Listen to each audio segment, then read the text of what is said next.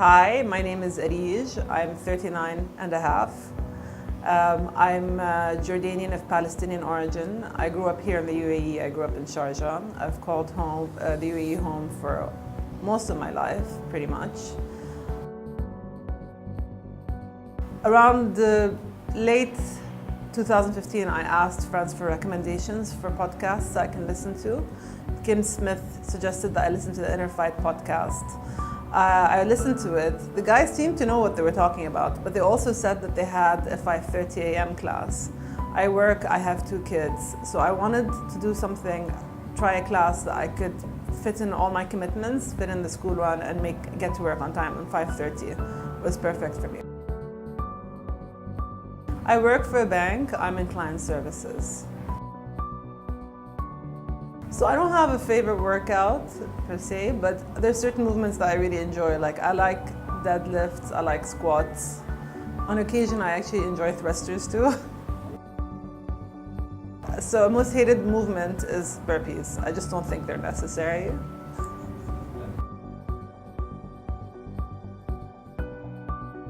So I'm usually trying to take my kids out and about to try and expose them to as many different things to broaden their horizons.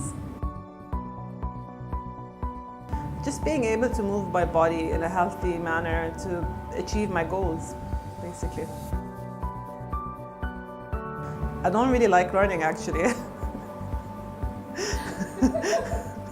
To tell you the story, basically I had gone to Thailand on a holiday and I'd gone to Koh Phangan, and to get to Koh Phangan I had to fly into Bangkok, and from Bangkok I had to get to Koh Phangan, and then once I got to Koh Phangan I had to get a fisherman's boat to get to the bay where the hotel I was staying at was. It was rainy season in Thailand, and I was done with my hotel stay, and I had one more day in Thailand, and then the next day I was flying out back to Dubai. So I had to get on that fisherman's boat to get back to the bay to catch the ferry. But it was a very stormy morning. Like, it was raining, the seas were like high, and the lady at the hotel was like, I can't let you get on the boat. And I said, you don't understand, I have to get on the boat. I have a flight tomorrow, I have to do this today. And she said, okay. And then I had to go find the fisherman to get me on the boat. And at 8 a.m. he was standing there smoking a spliff. And I was like, it's 8 a.m. dude, it's like, chill out, like, wait a bit. And then after I got on the boat, I understood, because the waves were so high, we kept crashing into the waves. And I was so convinced that we were gonna die. I was just sitting on the boat and I was like, dear God, please just get me through this.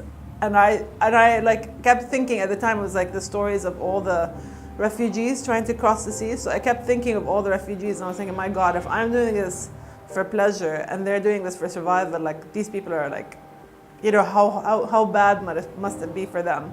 So it gave me a different perspective. I came back, I was a lot more relaxed, a more chilled person. You know, I started refocusing on what was important, and you know, like there's certain things that are more important than others. So, you know, if there's pressures at work, there's pressures at work. It's not going to end my life. You know, family is important, family first. My health and well-being is equally important as well. So I prioritized these things. I started leaving work at a reasonable hour. I stopped looking at my phone after work. You know, I focused on what was important to me, and I made sure I went out and did it. And so that was part of like, oh, I want to listen to new podcasts.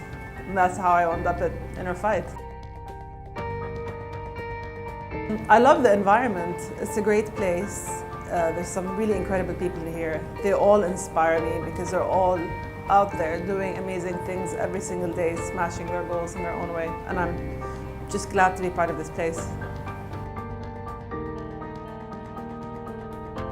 Going after what you want and pushing through the pain until you get to where you need to get. Just not stopping, no matter how much it hurts. I've been working with Marcus. Marcus is my running coach since May 2017. To explain why I wanted to do the marathon, I have to tell you why I wanted to work with Marcus. So any of the coaches have seen me in the classes, or any of the members have seen me in the classes will tell you I don't like running. I hate it when you like tell me do 50 burpees and then run a kilometer and then come back and do whatever, like snatches. It's like, to me, this is. But I was listening to the podcast one day and Marcus said, oh, I have a running program. And 2017 was a bit of an interesting year for me because in a way it was the year where I pushed myself to step outside my comfort zone. So it started with the Open. I did the Open first and I enjoyed that. And then in April, Heidi Jones asked me if I wanted to go for a hike with her in Shoka. And so I did. And then they tricked me into running a bit of it. And I was surprised by how much I enjoyed that little bit of running that I did while I was there. I still walked a lot more than I ran, but I enjoyed that. So it was in the back of my mind that I was enjoying doing these things that I wouldn't normally do and that I was stepping out of my comfort zone. So when he said, I have a running program, I said, okay, fine. You know what, Areej? Why don't you try this? Why don't you try stepping out of your comfort zone and challenge yourself to do something that you claim to dislike so intensely? And so we started with the program. Marcus is an amazing coach. We started from the bottom. He took it back to basics. He worked within what I thought was my limits, but he was slowly pushing my limits to show me actually the limits are in your mind. And bit by bit, I was going further, I was lasting longer. I signed up for my first race early October, first 5-kilometer race. And then I had another 5-kilometer race at the end of October. And then I did the 10K in January, Standard Chartered 10K in January. And then I did another 10K race in February. And then I did a 10-mile race in April. And I think early on I knew, okay, what's the furthest I can, it's not that I didn't know. I thought, what's the furthest I can do? What's the biggest stretching goal I can do if I do this? And it felt to me at the time like the biggest stretching goal that I could do was a marathon. So I said, right, if I'm gonna do this, I'm gonna do this properly. I'm gonna push myself all the way. And the thought of a marathon scared me so much. I felt like I have to do this. If I don't do this, I'm never gonna know how far I can go. Obviously, it was a 42-kilometer marathon in a beautiful historic city, Beirut. Beirut is an amazing city. It's a city of contrasts. They really fixed it up after the war, but they also kept elements of the war. So some of the buildings were bullet-ridden, they had massive holes in them. And I feel like that was authentic to the nature of the city. So I tried to soak as much of that in the first 10K, and it helped that around the first 10K was mainly by the waterfront. So we were running by the Mediterranean Sea, the air was fresh. It was just a wonderful start. And the organizers of the marathon had roped in around 4,000 volunteers, 4,000 plus volunteers. And so the volunteers were all dotted along the route. And they made the experience amazing. So they were standing there cheering us on. So the first 10K actually kind of felt like a party. The next, I would say 5 or 8K, we were going through some parts of Beirut that were not as nice. I saw some of the garbage problems that they were talking about, but I also felt that this was authentic to the experience because I felt like the marathon organizers wanted us to see all of Beirut and not just the new bits or the nice bits. The route was a bit tough because there was several U-turns. So the first U-turn, which was up to around kilometer 19, was fine. I knew that there was a wall coming up. I felt the beginnings of the wall come in after around kilometer 24. Marcus and I had worked on a strategy pre-race day, and he said, this is the pace you go on to up until kilometer 25, and if you feel fine, you can drop it a little bit for the last 10 miles. And then I got to kilometer 25, and then it wasn't happening. I wasn't gonna go faster. And then I remember getting to around kilometer 28 and thinking, that's it, Areej, you've gone through 2/3 of the marathon now, just 1/3 left to go and you'll be fine. But then that was around also the second U-turn, and that was the toughest U-turn because it felt like it was never ending. And I remember getting a message from Marcus saying, you're doing great, keep going. And I sent him a message back saying, I'm really struggling right now. I just want to get through this U-turn and I know I'm going to be fine. Like I was sure with absolute certainty once I got to this point and I did the loop back, I was going to be fine. And he sent me a very encouraging video message saying, you're doing great, don't worry, you're going to finish this. And I need to pause at this point and say, so at this point, you know, obviously the people who were going fast were going fast. And there was just people like me. So it was me and runners were grouping together. So it was 2 or 3 people running together, people who had known each other. So it was me running on my own. And even though I was on my own, I wasn't actually alone because I had my phone with me and I had on the end of the line, I had my husband, I had my sister, I had Marcus, I had people wishing me well and encouraging me and supporting me to push forward. So I think around kilometer 31, I was getting ready to do the last turn and this is where I hit the wall and I started crying. And so I messaged my sister and I said, I'm really struggling. I just want to get through this. I just want this to be over. And she said to me, don't worry, it gets better after kilometer 34. So kilometer 34 came and went and didn't get better. Kilometer 35 came and went, it didn't get any better either. I wanted to do the last U-turn because mentally the last U-turn, that was it and I was done and I was gonna run straight to the finish. Kilometer 36 came and went, no U-turn. And then just after that, I managed to do the U-turn and hit kilometer 37. Around kilometer 38, there was a blind woman who was running in front of me. I'd seen her running with her group and she was amazing, but she was having a breakdown. And I saw her and I said to her, I stopped. And at this point, I was crying as well. And I said to her, you're doing amazing, don't worry, keep pushing through. And seeing her gave me the energy to kind of push through and I started running again.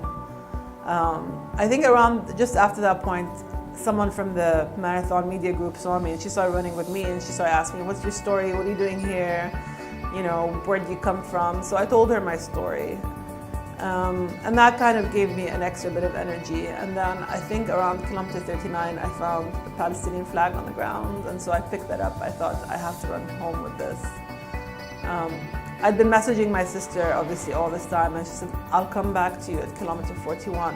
We'll run together. And so I met her at kilometer 41 and we just went straight through to the end up until, 42.2. Where, you know, around, I think in the last 200 meters, Kim was waiting for me. She'd already finished her half, so she filmed my ending. In the last 50 meters or so, the media woman from the Beirut Marathon was there as well, and so she was cheering me on, and it was just amazing to finish. Like, the crowds were there, everyone was cheering everyone on.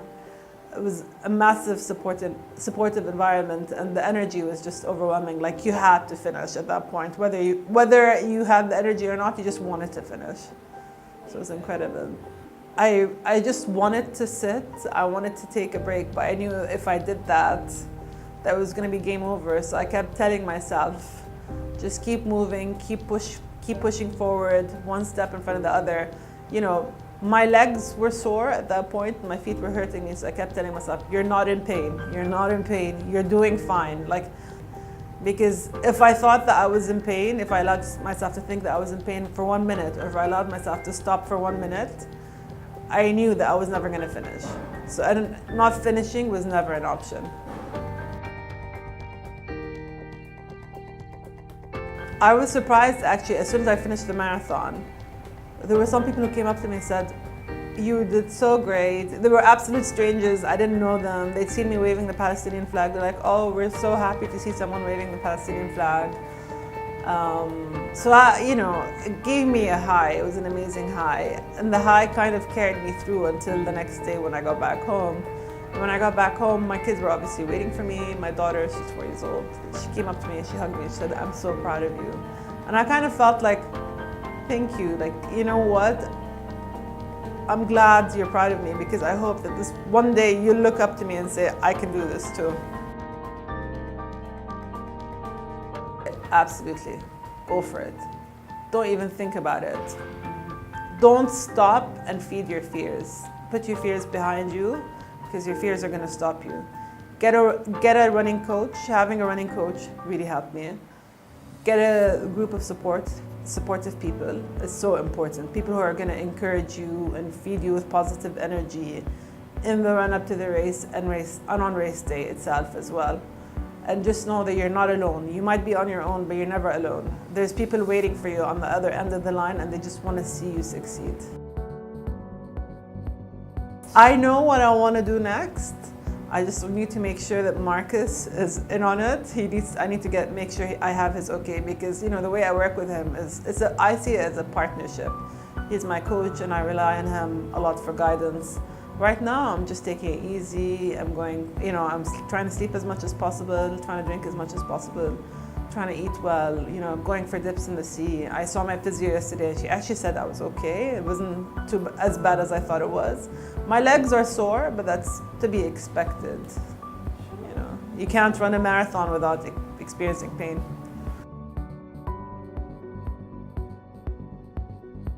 Yeah, I want to say, so at the start of the year, I started working with Heidi Jones. It's part of the group coaching. And I said at the start of the year, from the beginning, I said, my goal is to run a marathon. And she was amazing. She was incredibly supportive of that. She got me to think about what I was trying to do, and more importantly, why I was trying to do it. So she asked me some questions that were a bit tough and made me uncomfortable, but it helped me uncover my why. I'm a big fan of Holly and her food as well. I'm on the paleo meal plan, and when I stick to it, I feel great. So I've been on the meal plan since January, I would say, on and off. Mainly more on than off. And obviously, having Marcus is an amazing coach. And the last thing is the people here at the gym. They've been amazing. Every time I tell someone I want to do a marathon, or I'm working on a marathon, or I'm leaving for the marathon, everyone's just been amazingly supportive. There were so many messages I received before and after, people wishing me well. It was just a wave of positive energy that just kept me going. We all have these goals, and we all think, this is a big goal, it's a stretch goal. And I hope if someone just listens to my story, they'll think, I can do this as well. If she did it, I can do it. Because you have to go after the goals that scare you, the goals that seem hard. You have to be willing to put in the hard work, and it's a process. And sometimes the process is easy, sometimes the process is challenging, but you take what you can from the process and you try to make the most of the experience. And I hope people do it too. Everyone has different goals. Some people want to climb a mountain, sail across the sea, whatever their goal is. I hope this encourages them to achieve that as well.